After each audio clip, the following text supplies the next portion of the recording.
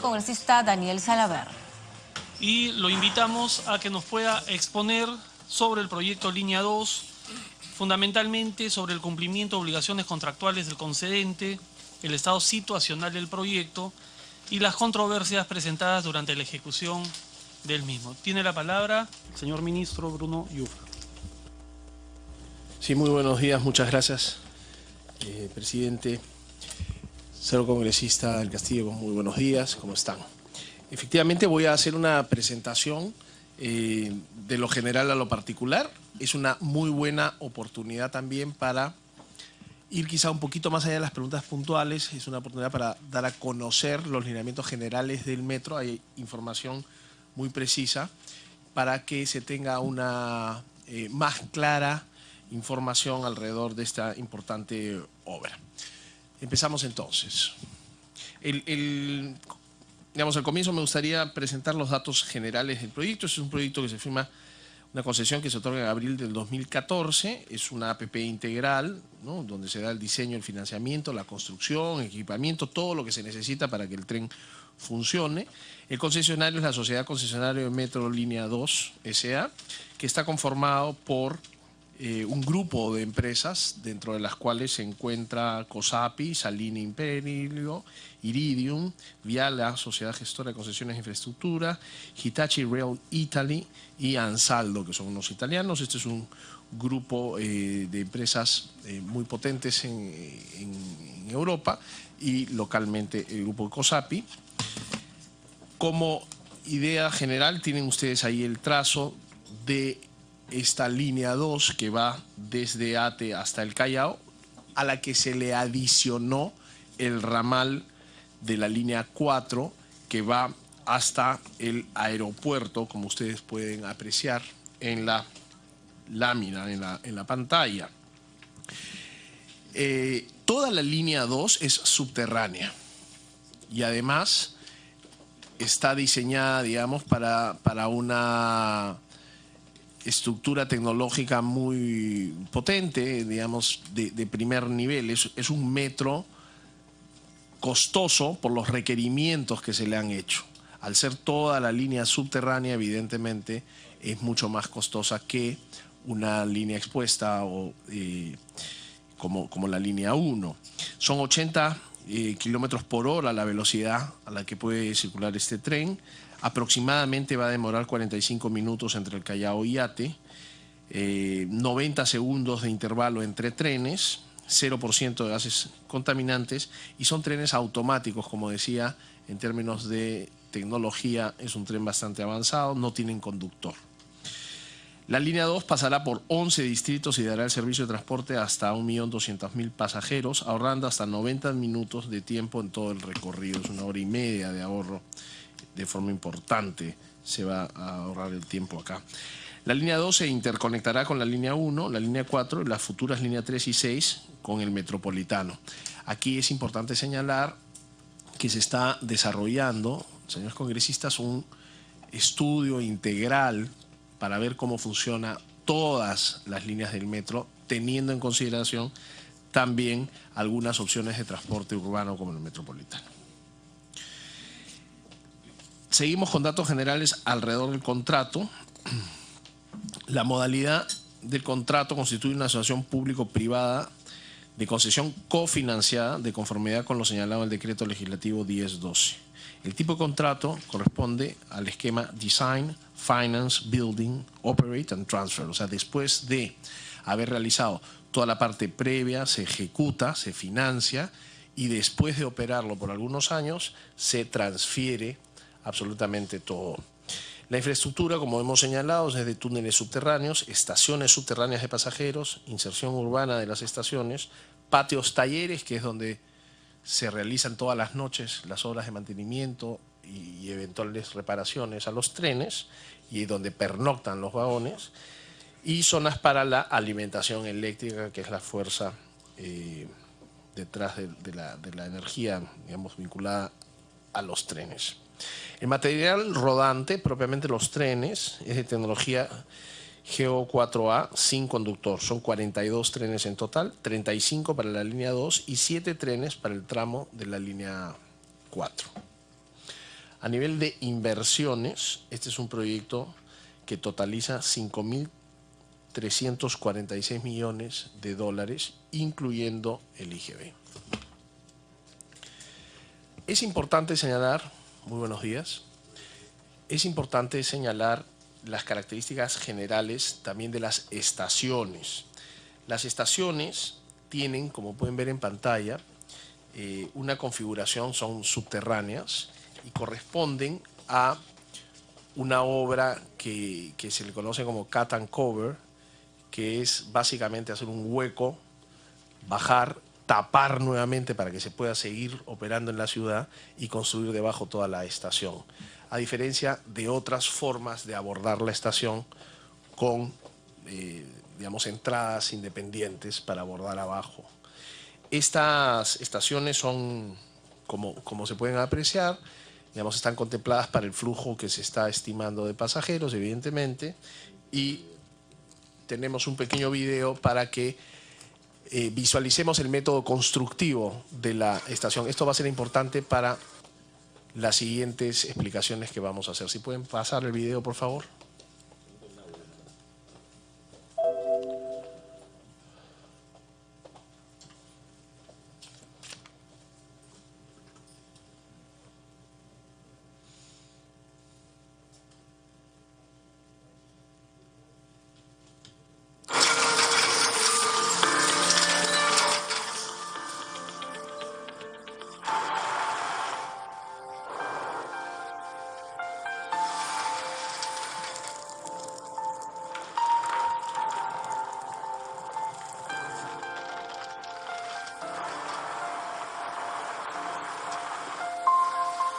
Ahí se hace toda la perforación y después se vuelve a cubrir la estación para que se pueda seguir utilizando.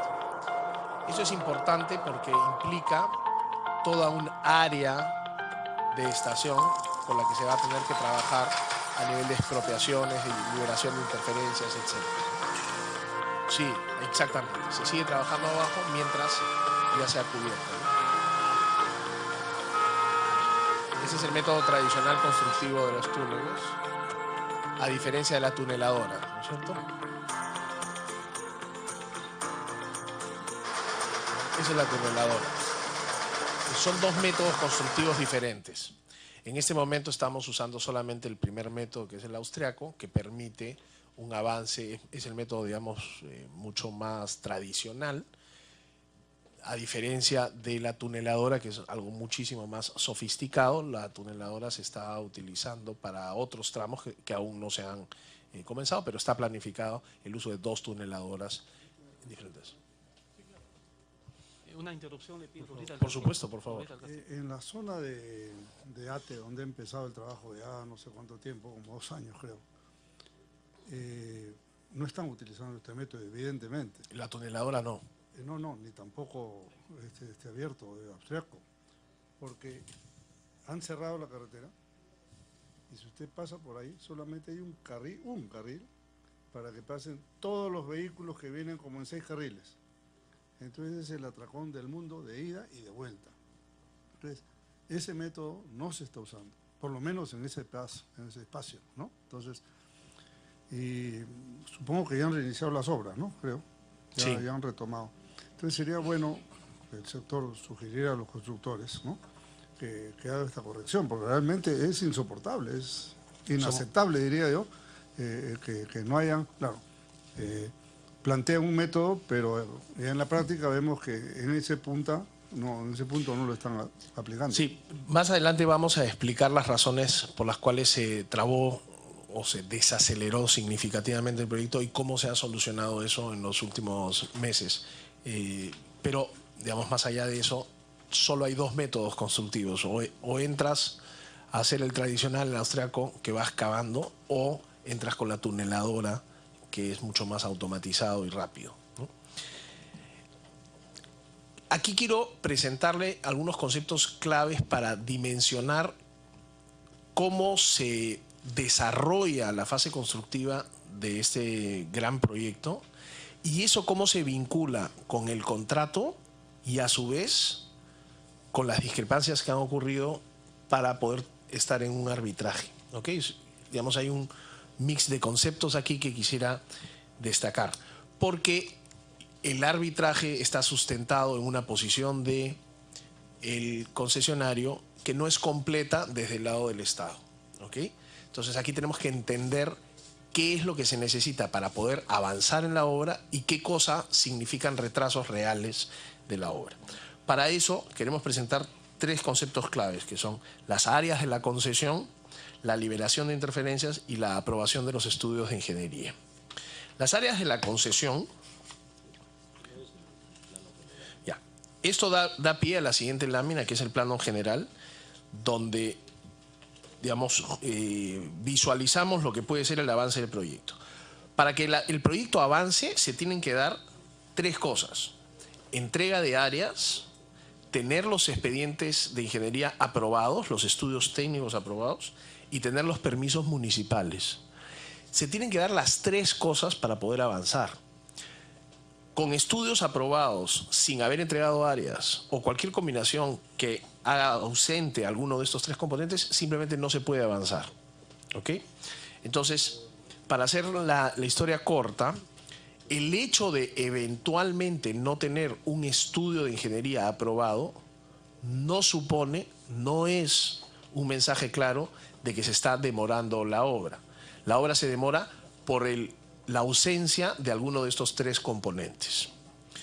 Con respecto a la entrega de áreas, hay una serie de pasos que suponen la entrega formal del área, que tiene que ver con el inventario de activos, la toma de posesión, la adquisición de los predios y la liberación de interferencias. Cuando hablamos de la liberación de una interferencia, estamos hablando de interferencia que puede ser agua, puede ser eléctrica, puede haber un elemento que evita el ataque constructivo y tienes que liberarlo, tienes que removerlo. Esto está a cargo del concedente, ¿ok? Y la liberación de interferencias está a cargo del concesionario. Es decir, en la parte de agua está a cargo del concesionario. Los primeros dos elementos están a cargo del concedente. La liberación de interferencias por agua, que es la que más compleja es, por obviamente la red de cañerías, de tuberías que se tiene, está a cargo del concesionario por un acuerdo de encargo. Adicionalmente, el concedente tiene que aprobar los estudios de ingeniería, pero para aprobar los estudios de ingeniería, el concesionario nos los tiene que presentar. Entonces, nosotros no podemos aprobar algo que no nos han presentado. Por lo tanto, aquí, si bien el concedente es el que tiene la responsabilidad de aprobación, el concesionario tiene la responsabilidad de hacer los EDIs y presentarlos a tiempo. Estos estudios de ingeniería, a su vez, necesitan la opinión favorable de OSITRAN y del supervisor de la obra. En este caso, la supervisión tiene pues todo un sistema de evaluación de expedientes y emite una opinión. Cuando hay una divergencia, CECEL. Cuando hay una divergencia, que es un supervisor experimentado, de hecho fue parte también de la supervisión de la línea 1 y tiene una gran cantidad de obras supervisadas en el país. Cuando hay una divergencia con el supervisor y el planteamiento, hay que levantarla, hay que solucionarla, alguien tiene que adecuarse a lo que dice estrictamente la ingeniería propiamente, ¿no? La buena práctica en la ingeniería, expresada además en algo que ya se avaló inicialmente, que era la propuesta técnica de ingeniería. El plan de desarrollo de los EDIs, como hemos hablado, se presenta por el lado del concesionario. Y finalmente el concesionario también es responsable de los permisos municipales, pero evidentemente en la práctica el Estado como concedente puede ayudar, ¿no? Trámites ante la municipalidad, gestión municipal para sacar estas licencias. Con estos señores congresistas, lo que estamos planteando es una foto completa para reconocer qué se necesita para decir atraso o no atraso. ¿Qué se necesita para decir obra puede continuar, obra no puede continuar? Son los tres elementos, no solamente uno. Hay un ejemplo puntual vinculado a una estación para demostrar un poco lo que estamos hablando. No sé si queremos entrar al detalle. Yo les pediría si es que podemos avanzar en la línea general para después pasar, en todo caso, si tienen particular interés, al ejemplo donde se ven las diferencias entre áreas de concesión entregadas y el impacto que puede tener. Permítame, ministro. Sí. Quizá para no salirnos del tema, podríamos, aprovechando que ya estamos tocando esto de las interferencias, tocar el ejemplo, ¿no? Perfectamente. Si me permite darle la palabra a Carlos Ugaz, que es el director de la autoridad Tiene la del palabra tren. el señor Ugaz. Muchas gracias, señor presidente. Buenos días, señores congresistas, señor ministro. Sí, bueno, básicamente lo que queríamos acá explicar es con un ejemplo gráfico. Esta es la estación E20, Evitamiento, que está en la zona de Ate Vitarte, la que mencionó el congresista del Castillo. Me interesaría, y si me permiten, no sé si hay un micro, si no, ya... Si hubiese Bueno. un puntero por ahí. Si no, de acá les explico, ¿no? O sea, acá pueden ver, hay un resaltado amarillo. No sé si se ve, congresista del Castillo. Ese resaltado es el área del cerramiento. El cerramiento es el área que es un área mayor a la que usted se refería con los trabajos, porque en la zona de las estaciones, las 2 cuadras donde se va a construir la estación, ahí sí se tiene que hacer un cerramiento. Los túneles y los métodos constructivos de los túneles, el tradicional y el de la tuneladora, eso sí es en subterráneo. Pero la zona de las estaciones y de los pozos, ahí sí se tiene que hacer una afectación superficial. Y como ustedes pueden apreciar, el área de la afectación de cerramiento es mayor al área que ocupa realmente la estación. La estación es el área del punteado negro. Nada más. Pero fíjense que en realidad los predios que se adquieren en este caso son los punteados azules y el punteado rojo. En esta estación solamente hay 6 predios, de los cuales 5 son públicos y 1 privado. Es decir, en esta estación solamente hemos tenido que comprar una propiedad privada. En promedio, el 80-90% de las áreas que ocupan las estaciones y los pozos es áreas públicas, son las vías. Son las pistas, son las veredas. Entonces, no es... O sea, lo que se compra es lo que se necesita para poner las instalaciones superficiales, que son básicamente los accesos a las estaciones y las salidas de emergencia o las rejillas de ventilación que tienen que tener, que eran los elementos que se vieron en una figura que mostró el ministro. Entonces, como podemos apreciar acá, solamente referencialmente el punteado verde era el área que se había previsto en la propuesta técnica. El punteado rojo es lo que realmente se ha presentado en el EDI, y el área de concesión es el punteado naranja, que engloba la estación más los predios que se han adquirido, sean públicos o privados, ¿no? Entonces, esto nos da una idea del contexto. Y si pasamos a la siguiente. Finalmente, en este caso, para terminar la explicación, lo que contempla el contrato de concesión es que se puedan ejecutar inversiones obligatorias en el área. Y pueden haber entregas totales o parciales. Entonces se ha discutido mucho sobre el tema de que el Estado ha estado retrasado porque no entregaba las áreas de la concesión o no adquiría los predios. Y en realidad eso no ha sido del todo claro, digamos, no ha sido explicado correctamente en el pasado. En este caso, si ustedes pueden apreciar, en la lámina anterior, el único predio privado es el TE 224, el que está en rojo. El método constructivo, como se vio en el video, primero se construye la caja, y construir la caja y volver a cerrar la vía en la parte superficial más o menos toma unos 10 meses de trabajo. Entonces, ese predio, que es el predio rojo, la concesionaria no quería recibir toda el área porque decía que tenía una hipoteca. Y esa hipoteca en realidad era una carga que el Estado la tiene que levantar, pero que no impide la ejecución de la obra. De hecho, nosotros teníamos el acuerdo de compra con el propietario, pero había que cumplir una legalidad, ¿no?, que era el levantamiento de la hipoteca. Pero el concesionario en este caso argumentaba que no podía recibir el área porque, como el contrato dice que tiene que ser predios saneados, no quería recibir el área. Cuando, como podemos apreciar, ese predio solamente agarra una pequeña área de lo que va a ser la futura estación, y que dentro del método constructivo esa zona se va a construir todavía al final, porque primero se construye la caja y los accesos se construyen al final. Ya veremos más. Y eso en superficie, así es. Entonces, y ahora sí pasamos a la siguiente.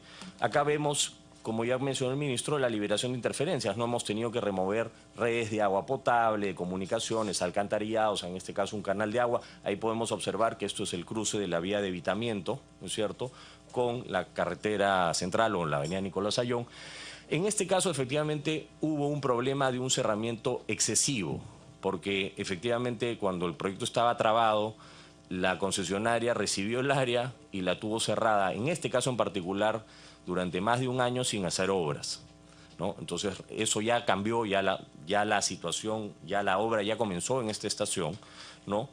Pero lo importante acá es que tenemos que tener claro que para poder entregar el área, para que se ejecute la obra del proyecto, primero hay que hacer obras previas, que son las de liberación de interferencias, y esas obras toman un plazo. Y esas obras también necesitan permisos municipales y necesitan un plazo de ejecución, que en el contrato original no se contempló. Y eso generó parte del gran descalce que hay entre los plazos que se fijaron en el contrato para cumplir con ciertas obligaciones y en la realidad del proyecto, ¿no? Y eso es lo que estamos corrigiendo. Entonces, simplemente queríamos mencionar este ejemplo. Después, no sé, señor ministro, tenemos el ejemplo del tema de los EDIs, que no sé si usted quiere explicarlo, o sobre lo que significaba la diferencia entre la propuesta técnica y... Perfecto, gracias. Bueno, ese ha sido un ejemplo puntual de digamos, la problemática alrededor de entregas de áreas de concesión. Pero hay otros problemas vinculados, por ejemplo, a los EDIs. Y esto quizá, señores congresistas, señor presidente, es lo más importante que se ha logrado solucionar para que el proyecto se reinicie y pueda seguir caminando como esperamos. La propuesta técnica es una propuesta inicial que el operador, en este caso el concesionario, presenta como la guía a seguir en la ejecución de la obra. La propuesta técnica es, en esencia, el insumo del expediente técnico que finalmente tenemos que aprobar. Entonces, cuando el concesionario presenta la propuesta técnica, se consideran una serie de aspectos fundamentales para la obra. Aspectos de seguridad, aspectos de ingeniería, que tienen que ver con espesores del muro, por ejemplo, cuántos metros de espesor o la cuantía de acero, toda vez que es una obra, evidentemente, que tiene que ser antisísmica, hay factores y hay elementos que son fundamentales de respetar. ¿Dónde se trabó el proyecto? ¿Dónde se truncó la ejecución del proyecto? Cuando el expediente técnico colisionaba con lo presentado en la propuesta técnica. Entonces, la propuesta técnica decía, vamos a tener 1,20 de ancho y 185 kilos por metro cúbico de acero, pero el expediente técnico, que es el que tienes que validar para empezar la obra, te presentaba un espesor de 0,80 y 108 kilos en vez de 185 kilos por metro cúbico. Entonces, ahí se entrampó absolutamente todo. Y lamentablemente, el gobierno anterior se comunicaba por carta con el concesionario para tratar de levantar estas discrepancias. Durante meses, cartas iban, cartas regresaban, justificando por un lado uno, justificando por otro lado el otro, haciendo la solicitud, etcétera, etcétera. Este es un ejemplo de discrepancia. Hay otros ejemplos de discrepancia entre propuestas técnicas y la ingeniería final. Al final, nosotros lo que hemos encontrado ha sido una forma de continuar el proyecto sin incrementar los costos, sin ceder un solo milímetro en la propuesta técnica, con cargo a que más adelante, si ellos consideran conveniente, pueden hacernos una observación arbitral o una invitación arbitral para que un tercero decida si nosotros como Estado tenemos razón al hacer respetar la propuesta técnica inicial o no. Evidentemente que como Estado tenemos razón para hacer respetar la propuesta técnica. Si tú, como ganador del concurso, me estás diciendo que vas a hacer un muro de 1,20 m y me vas a poner 185 kilos de acero, el día de mañana, a la hora que vas a construir, no me puedes decir que vas a poner 108 y hacer el muro de 90 centímetros. Entonces, evidentemente que nosotros teníamos que tener la responsabilidad de no ceder ni un centímetro en la posición con respecto a los temas de seguridad asociados al metro. Entonces, ¿cuál ha sido la versión que se aprueba? Ha sido la versión que refleja lo presentado en la propuesta técnica. Y con eso hemos destrabado el proyecto y hemos seguido caminando. Ejemplos como estos, el concesionario aceptó bajo protesto, digamos. Voy a hacerlo, pero no estoy de acuerdo. Sí. Congresista del Castillo. ¿Y se había avanzado algo a los 80 centímetros ya? ¿Se había hecho algo o nada? No, porque estaba a nivel del plan, del estudio técnico. Y ese estudio técnico no se iba a aprobar con 80 centímetros o menos cantidad de acero. Tengo entendido, señor ministro, que Ocitran, meses antes, ¿no? Un poco como que avalaba el cambio de la propuesta técnica. Nosotros, lamentablemente, esta es una historia que yo solo se la puedo contar porque no la hemos vivido, pero tengo entendido que en algún momento Ocitran, más que avalar la propuesta técnica, avalaba la posibilidad de que haya una optimización, porque al ser una APP existe la posibilidad de que en la cancha, como se dice, puedas plantear optimizaciones que pueden ser a favor del Estado muchas veces o a favor del concedente, toda vez que es una obra cofinanciada. Entonces, el espacio de las optimizaciones que se puedan plantear era válido y tengo entendido que en algún momento en el pasado Ocitran avaló la posibilidad de que en este aspecto de seguridad haya una optimización. Desde nuestra perspectiva era no negociable ese tema. No puede haber una optimización en un tema estructural tan importante para la seguridad del metro. A ver, para entender, porque a veces la gente puede decir, bueno, entre 1,20 m y 80 es nada. El cambio es a nivel sísmico y le ponemos, diametralmente opuesto. Evitemos el diálogo, por favor. Bueno, la pregunta Perdón, presidente. concreta es, ¿cuánto hubiera sido menor gasto si se hubiera aceptado la versión del concesionario? Más o menos, a ojo buen cubero. Por estación. 80, son aproximadamente unos 80... Porque entiendo que esto es en la estación, ¿sí? ¿No? Correcto. Sí, Okay. esto es en la estación, efectivamente. Por estación, ¿cuánto estaríamos hablando? Sí, aproximadamente, si esto se aplicaba a todas las estaciones, un poco menos de 100 millones de dólares. Pero independientemente del monto de dinero, acá lo importante es, tú ganas con una propuesta técnica que dice que me vas a hacer con esta cantidad de acero, no me puedes presentar un estudio de ingeniería que optimiza eso y choca con el aspecto de seguridad. Yo entiendo que una optimización puede presentarse en la, no sé, si tienes 4 escaleras y puedes decir, oye, basta con 3. O la posición de la escalera norte la vamos a convertir en una escalera sur y de esa manera nos evitamos comprar un predio. Hay una optimización. Son cosas mucho más accesorias, inocuas con respecto a el tema estructural, que evidentemente, como son válidas las optimizaciones, nosotros hemos tenido como manejarlas y ceder en algunos casos. Pero en tema tan importante como el tema estructural, la seguridad y la propuesta antisísmica, no podíamos ceder. Finalmente el concesionario aceptó nuestra propuesta de seguir adelante bajo un tema de protesto y eventualmente no tener el inconveniente presente al hacer esto. Esa es una figura. Otro ejemplo, ya para no entrar en tanto detalle como el acero o el ancho, es la profundidad de los pilotes, por ejemplo. La propuesta técnica pedía un anclaje de 31,60 metros en los pilotes, pero a la hora que viene el estudio de ingeniería, la profundidad en vez de ser 31,60 pasaba a 28,10. Otro tema que a nivel de ingeniería no podíamos pasar, y en algunos casos la profundidad a 9 metros. Entonces eso era otro tema no negociable que finalmente hemos aprobado con la versión original de la propuesta técnica de 31,60. Como estas han ido saliendo varias discrepancias que hemos ido resolviendo con una actitud constructiva para beneficio de continuar la obra. Evidentemente los concesionarios, que son los constructores también, no tienen ninguna motivación para no construir. Ellos tienen una concesión, tienen que construir y operar.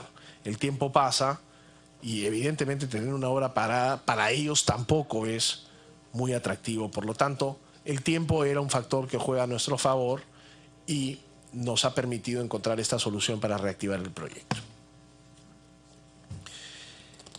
Aquí es un nuevo resumen de lo que ya hemos conversado, así que permítame seguir pasando. Para tener también, la siguiente foto es bien descriptiva, ¿qué cosa es un estudio de ingeniería? Este es el cuarto donde se reciben los estudios de ingeniería.